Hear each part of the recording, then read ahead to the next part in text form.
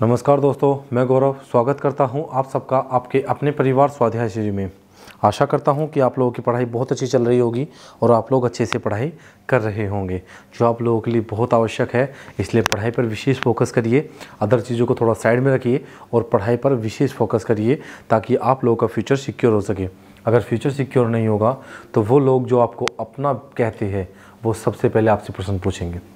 उनका सबसे पहले आपसे वो लोग सबसे पहले आपसे क्वेश्चन पूछेंगे और आप में कमियां गिना देंगे।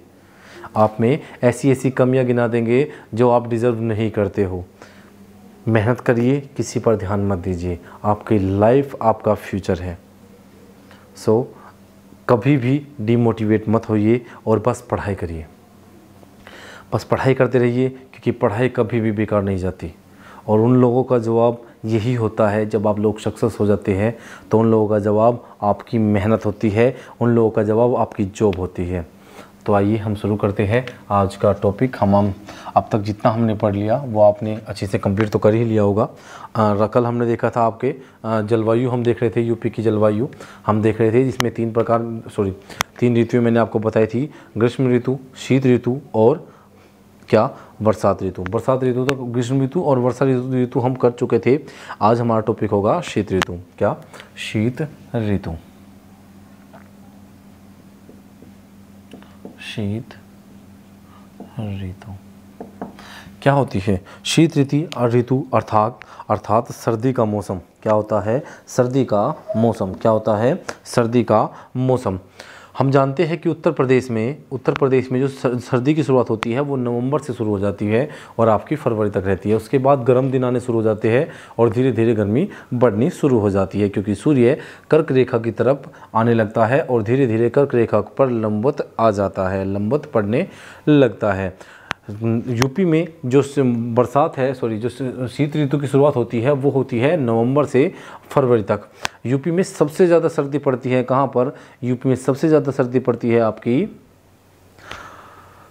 बरेली में। सबसे ज़्यादा सर्दी बरेली में पड़ती है और जनवरी के महीने में यूपी में सबसे ज़्यादा सर्दी होती है। देखिए, यूपी में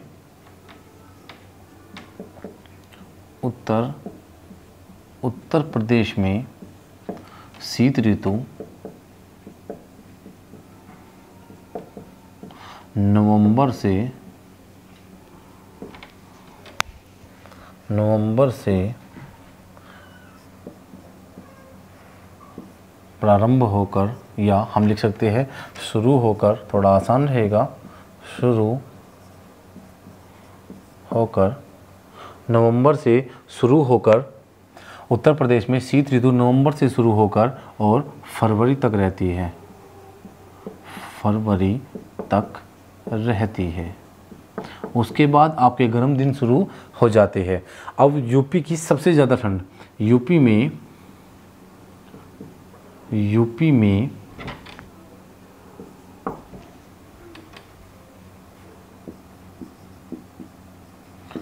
सबसे ज़्यादा सर्दी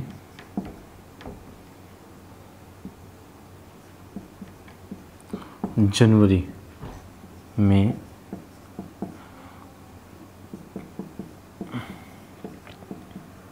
यूपी में सबसे ज़्यादा गर्मी सर्दी कब होती है? आपकी जनवरी में होती है। इस टाइम पे आपका जो टेम्परेचर है, इस समय पर आपका मैदानी क्षेत्र का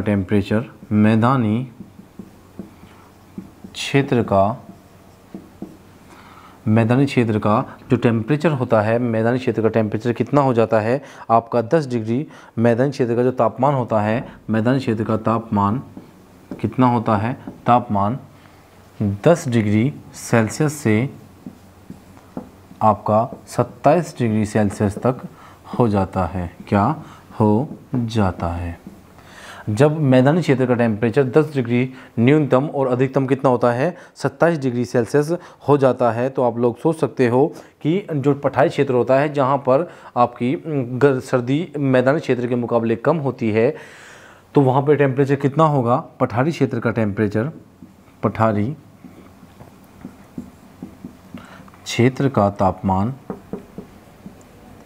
पठारी क्षेत्र का तापमान 13 डिग्री सेल्सियस से 28 डिग्री सेल्सियस तक हो जाता है।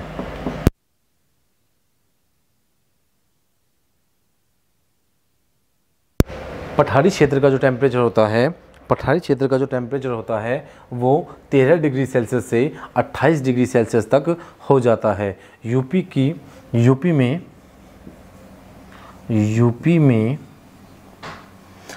में अधिक सर्दी उत्तरी यूपी में होती है। कारण, इसका कारण क्या है कि यूपी का जो उत्तरी क्षेत्र है, जो आपका ऊपर की तरफ का जो होता है, जैसे मैं आपको मैप बना के दिखाऊंगा अभी थोड़ी देर में। यूपी के जो उत्तरी क्षेत्र है, यूपी के उत्तरी क्षेत्र में अधिक सर्दी क्यों होती है? क्योंकि जो आपका ऊपर पीलीभीत हुआ, आपका सहारनपुर, मुजफ्फरनगर, आपका बरेली, आपका सहारनपुर, मुजफ्फरनगर, उसके बाद क्या आएगा आपका बिजनौर, मुरादाबाद, रामपुर, बरेली, पीलीभीत, लखीमपुर खीरी, ये जितने भी क्षेत्र है आपके, ये हिमालय की तलहटी में बसे हुए हैं। जैसे इनके ऊपर क्या है, यूपी को नेपाल से और आपके उत्तराखंड से अलग कौन करती है? शिवालिक रेंज करती है। तो शिवालिक रेंज में जब आपकी वो क्या बोलते हैं उसको, ठंडी हवाएं चलती है, जब ठंडी हवाएं चलती है तो क्या होता है, यूपी में उसका प्रभाव दिखाई देता है। और यूपी के जो आपका ऊपर वाला क्षेत्र है, जो मैंने आपको बताया है, मुजफ्फरनगर, सहारनपुर, बरेली, मुरादाबाद, रामपुर, पीलीभीत, लखीमपुर खीरी आदि, इन क्षेत्रों में सर्दी अधिक होती है। इसका रीज़न ये होता है, इसका कारण ये होता है क्योंकि जब आपका पहाड़ी क्षेत्र में ठंडी हवाएं चलती है, ये आपने नोट कर लिया होगा ना, मैं आपको मैप से अच्छी तरह समझा देता हूँ। ये नोट कर लिया होगा ना आपने कि यूपी में जो अधिक ठंड का कारण क्या है, ऊपरी क्षेत्र में अधिक ठंड होने का कारण क्या है। ठीक है, मैं आपको अच्छे से बता देता हूँ।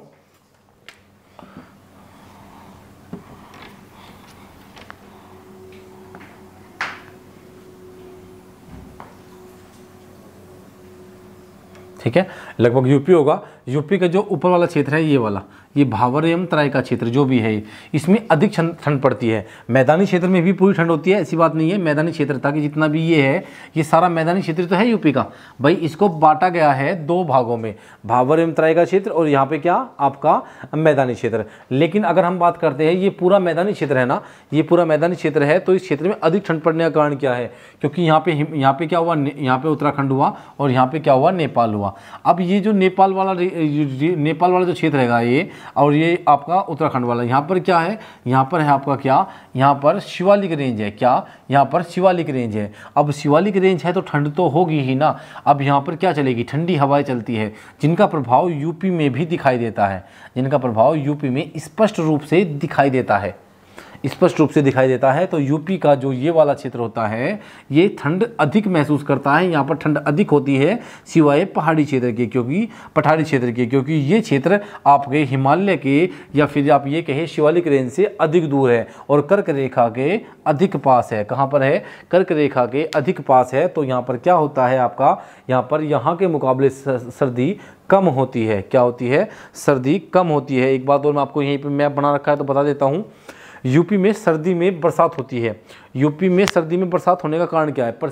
यूपी में जो सर्दी में बरसात होती है वो पश्चिमी विक्षोभ से होती है, पश्चिमी विक्षोभ से बरसात होती है। इधर से आपका, इधर क्या है, यहाँ पे आपका पंजाब हो गया, हरियाणा हो गया, पंजाब हो गया आपका, फिर राजस्थान का थोड़ा सा ये है ना, फिर यहाँ पे क्या पाकिस्तान हो गया। तो इधर से आने वाली ठंडी हवाएं, इधर से आने वाली सर्दियों में ठंडी हवाएं, जिनसे यूपी में क्या होती है, बरसात होती है। पश्चिमी विक्षोभ से यूपी में बरसात होती है। यूपी में बरसात होती है किससे, पश्चिमी विक्षोभ से। सर्दी में जो यूपी में बरसात होगी वो किस मौसम से होगी, वो होगी आपकी पश्चिमी विक्षोभ से। ठीक है, किससे होगी, पश्चिमी विक्षोभ से।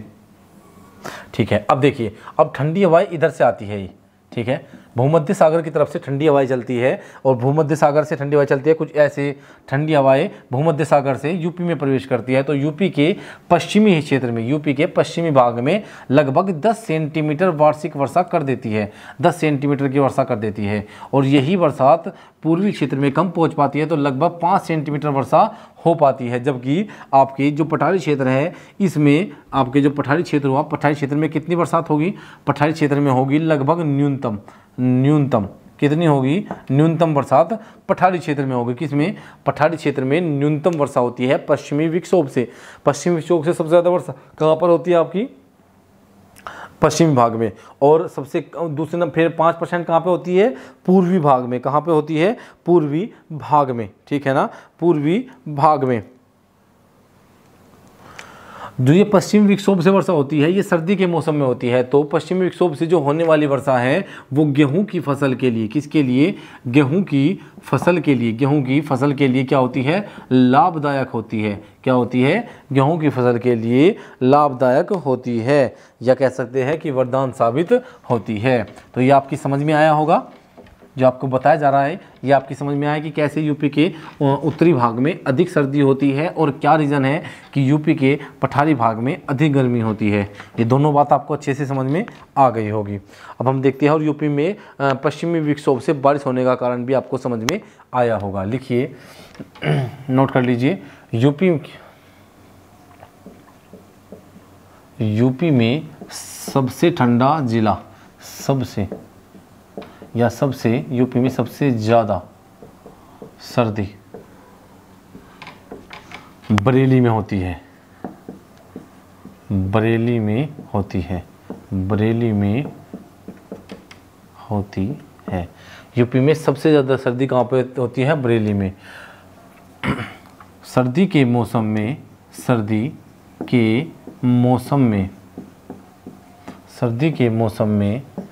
यूपी में वर्षा पश्चिमी विक्षोभ से होती है। किससे? पश्चिमी विक्षोभ से होती है।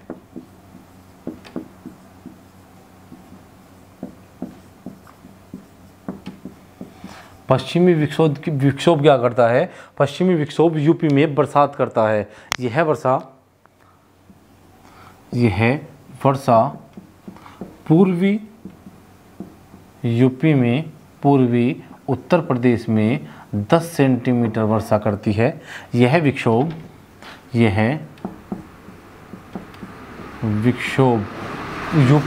यूपी में आप लिख सकते हो पूर्वी यूपी में, यह विक्षोभ पूर्वी यूपी में 10 सेंटीमीटर वर्षा,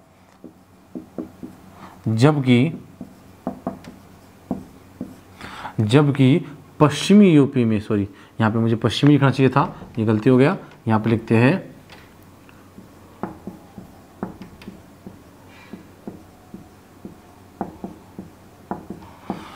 पश्चिमी यूपी में 10 सेंटीमीटर वर्षा, और जबकि पूर्वी यूपी में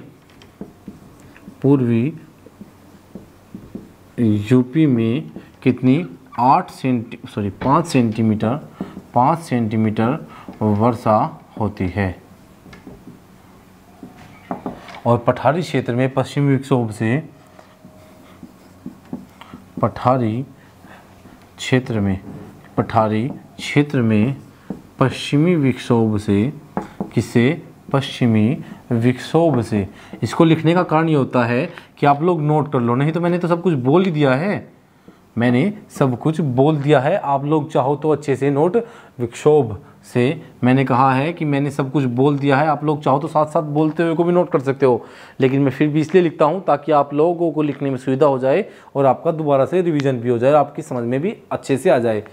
पठारी क्षेत्र में पश्चिमी विक्षोभ से वर्षा सबसे कम होती है। क्या? सबसे कम होती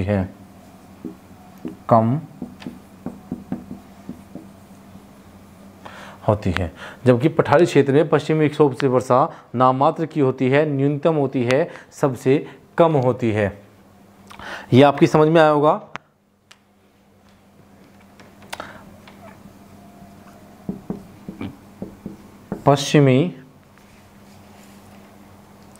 पश्चिमी विक्षोभ से, पश्चिमी विक्षोभ से होने वाली, पश्चिमी विक्षोभ से होने वाली वर्षा गेहूं की फसल के लिए, किसके लिए? गेहूं की फसल के लिए, गेहूं की फसल के लिए वरदान साबित होती है, वरदान होती है। देख लिया आपने कि क्या कैसे वर्षा होती है, कहाँ पर कितनी होती है, कितनी कम होती है, कितनी अधिक होती है, टेम्परेचर न्यूनतम और अधिकतम कितना हो सकता है। ठीक है, तो आप लोगों ने इसे नोट कर लिया होगा। आज हमारा जो जलवायु का टॉपिक था वो कंप्लीट होता है और आज से हम नए टॉपिक की शुरुआत करते हैं। किसकी? मृदा। किसकी? मृदा अर्थात मिट्टी की हम शुरुआत करते हैं।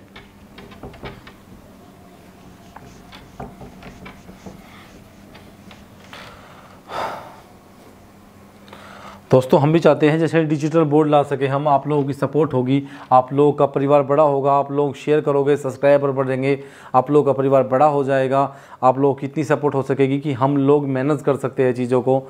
तो हम लोग डिजिटल बोर्ड भी लेके आएंगे और चैप्टर वाइज आप लोगों को क्वेश्चन भी कराए जाएंगे। हम चाहते हैं कि हर चैप्टर के बाद आप लोगों को चैप्टर वाइज क्वेश्चन कराया जाए और हफ्ते में 1 बार 2 बार आपको पूरा रिविज़न भी कराया जाए।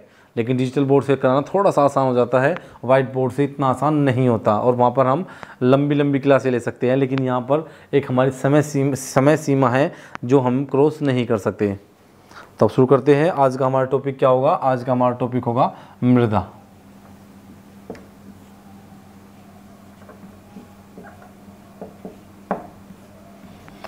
मृदा अर्थात मिट्टी। क्या? मृदा अर्थात मिट्टी। मिट्टी जो है वो एक प्राकृतिक पिंड होता है। क्या होता है? मिट्टी एक प्राकृतिक पिंड होता है जो कार्बनिक पदार्थों, चट्टानों और किससे? पेड़ पौधों के विखंडन से बनती है। मिट्टी एक प्राकृतिक पिंड है। मिट्टी एक प्राकृतिक पिंड है। यह पृथ्वी की ऊपरी सतह होती है। यह पृथ्वी की ऊपरी सतह होती है जो कार्बनिक पदार्थों, चट्टानों और पेड़ पौधों के विघटन से बनती है। कितने? पेड़ पौधों के विघटन से बनती है। मृदा की अगर हम बात करते हैं,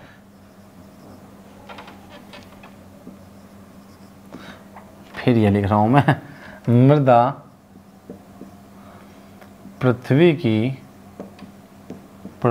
की ऊपरी परत होती है। कैसी? ऊपरी परत होती है। ऊपरी परत होती है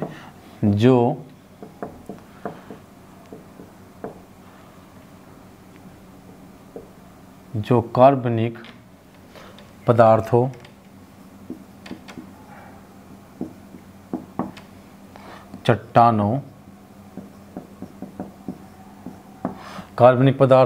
चट्टानों, तथा पेड़ पौधों के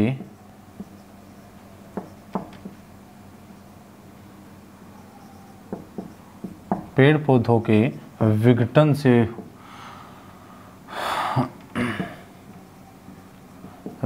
से बनी है या जिसका निर्माण पेड़ पौधों के विघटन से हुआ है। किससे? पेड़ पौधों के विघटन से मिट्टी का निर्माण हुआ है। उत्तर प्रदेश में मृदा को 3 भागों में बांटा जाता है। यूपी में मृदा को 3 भागों में बांटा जाता है। 3 भागों में या 3 क्षेत्रों में बांटा जाता है। उत्तर प्रदेश में मृदा को 3 भागों में बांटा जाता है, या हम कह सकते हैं कि उत्तर प्रदेश में मृदा को 3 क्षेत्रों में बांटा जाता है।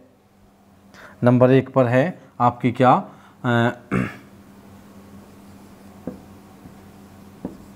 भाबर एवं तराई की मृदा। नंबर 2 पर है गंगा यमुना।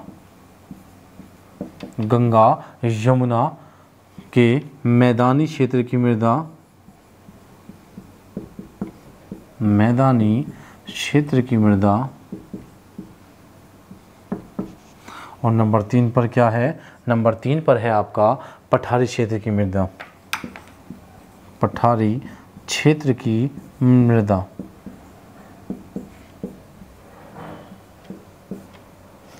क्या हुआ? पठारी क्षेत्र की मृदा। भाबर एवं तराई की मृदा, गंगा यमुना के मैदान की मृदा, और नंबर 3 पर है पठारी क्षेत्र की मृदा। क्या? पठारी।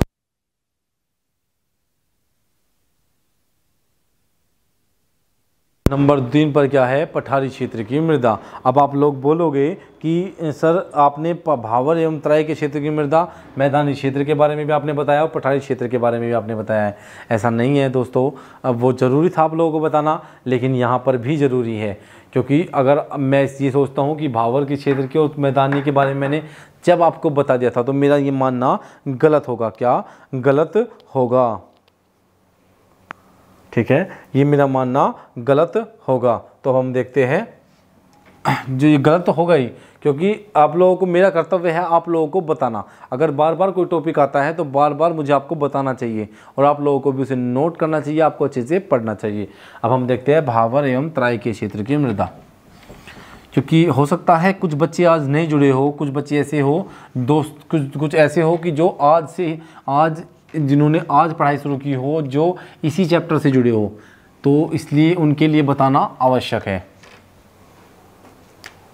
मृदा, टॉपिक क्या है हमारा? मृदा या मिट्टी। मृदा या मिट्टी, ठीक है। हमारा टॉपिक क्या है? हमारा टॉपिक है मृदा या मिट्टी, ठीक है। अब हम देखते हैं नंबर 1 पर भाबर के क्षेत्र की मृदा। क्या? भाबर एवं तराई के क्षेत्र की मृदा। पहले हम भाबर के क्षेत्र की मृदा देखेंगे। भाबर के क्षेत्र की मृदा। अगर किसी ने पहले समझ लिया है तो वो दोबारा समझेगा, क्योंकि उसका तो क्लियर होगा और अच्छे से। उसे क्या प्रॉब्लम है भाई? उसका तो और अच्छे से क्लियर होगा, तो उसे तो और खुश हो जाना चाहिए कि और ज़्यादा अच्छे से मेरा क्लियर होगा। क्या होगा? कि मेरा और ज़्यादा अच्छे से क्लियर होगा। तो इसकी तो खुशी की बात है ना कि और ज़्यादा अच्छे से क्लियर हो रहा है।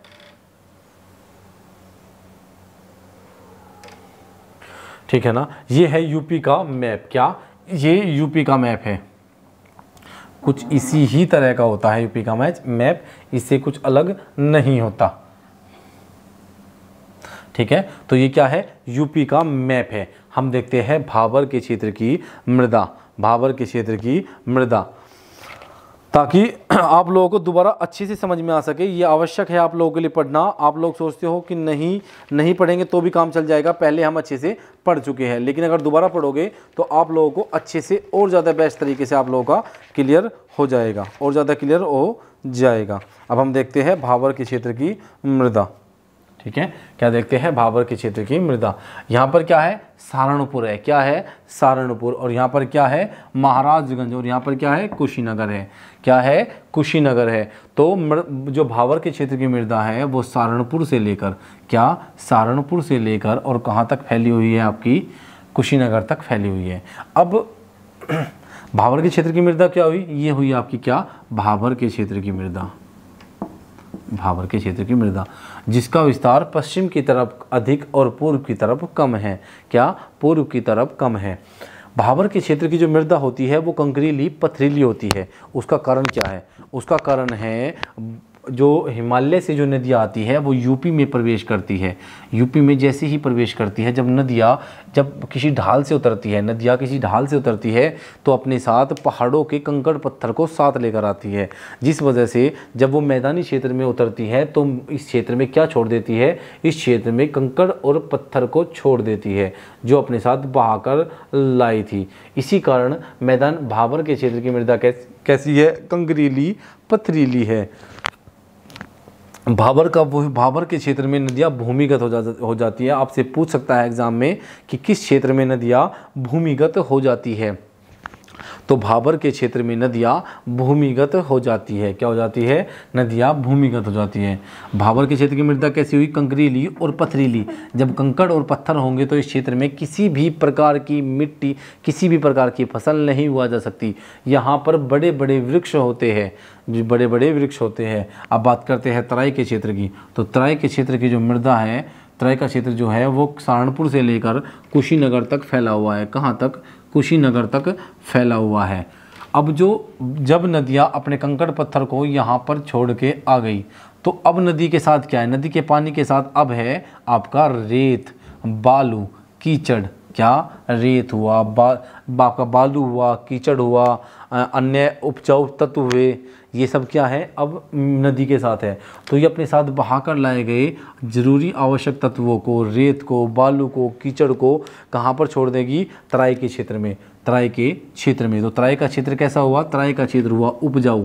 कैसा हुआ? उपजाऊ, जिसका विस्तार सहारनपुर से लेकर कुशीनगर तक फैला हुआ है। अब हम देखते हैं इसका जो तराई का क्षेत्र है, तराई के क्षेत्र का विस्तार आपका सहारनपुर पश्चिम की तरफ कम और पूर्व की तरफ अधिक है।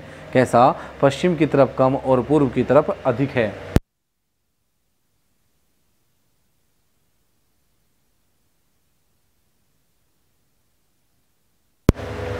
सो दोस्तों, अब देखते हैं हम, जो यहाँ पे हमने देखा है कि यहाँ पे क्या होगा। तो यहाँ पर ये क्षेत्र कैसा हुआ? जो नदियों की मिट्टी से बना है, ये क्षेत्र कैसा हुआ? उपजाऊ हुआ। कैसा हुआ? उपजाऊ होगा। तो यहाँ पर क्या, कौन सी फसल उगाई जा सकती है? गन्ना। गन्ना यहाँ पर अच्छी तरह उगाया जाता है। गन्ने को हम यहाँ पे बहुत अच्छी तरह से उगाते हैं। तो ये आपको समझ में आ गया होगा कि कैसे आपके किस क्षेत्र का निर्माण हुआ है। मैदानी क्षेत्र को हम अच्छे से देख लेंगे बाद में। अभी हम भाबर एवं तराई का क्षेत्र को देखते हैं। भाबर के क्षेत्र की मृदा, इस क्षेत्र की मृदा कैसी होती है? कंकरीली। कंकरीली व पथरीली होती है। कैसी होती है? पथरीली होती है। कैसी होती है? पथरीली होती है। अर्थात यह मृदा कंकड़ और पत्थर से बनी हुई होती है। नदियों द्वारा बहाकर लाए गए कंकड़ व पत्थर भाबर के क्षेत्र में छोड़ दिए जाते हैं। भाबर के क्षेत्र में छोड़ दिए जाते हैं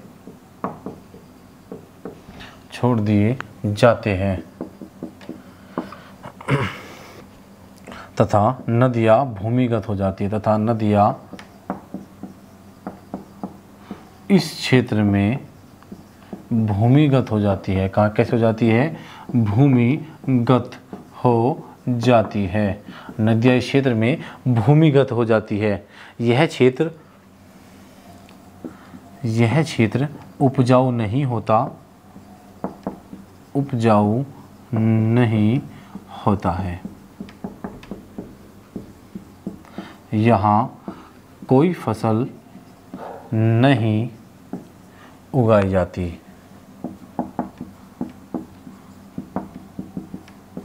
यहाँ कोई भी फसल नहीं उगाई जाती है। दोस्तों, आज के लिए हम इतना ही रखेंगे। इससे आगे हम कल देखेंगे। पढ़ा मैंने आपको पहले पढ़ा दिया है टॉपिक, लेकिन इसमें मृदा में बहुत सारी मृदा आएगी। लवणियाँ आएगी, मरुस्थली आएगी, भूड़ आएगी, काली मृदा आएगी, बहुत सारी आएगी। तो ऐसा नहीं है कि बस यही मृदा चलेगी कि आपको मैदानी क्षेत्र बता दिया, फिर आपको भाबर तराई का क्षेत्र बता दिया, उसके बाद आपको क्या खादर और बांगर बता दिया। ऐसा नहीं है। उसके बाद बहुत सारी मृदा आएगी। आपकी लवणीय मृदा, मरुस्थलीय मृदा, आपकी कौन सी काली मृदा, ये सभी कहाँ की होगी? पठारी क्षेत्र की मृदा होगी लगभग सभी। ठीक है, कैसी होगी? पठारी क्षेत्र की, अधिकतर पठारी क्षेत्र की मृदा होगी फिर, जो आप अच्छे से पढ़ोगे।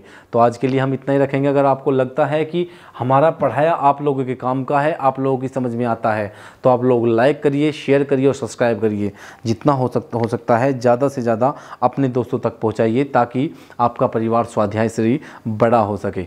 कैसा हो सके, आपका परिवार बहुत बड़ा हो सके, ताकि हम लोग आपको हर एक सुविधा लाकर दे सके। आपकी सपोर्ट होगी तभी हम कुछ कर पाएंगे। अपना बेस्ट तो हम दे ही रहे हैं। तो आज के लिए इतना ही रखेंगे दोस्तों, धन्यवाद।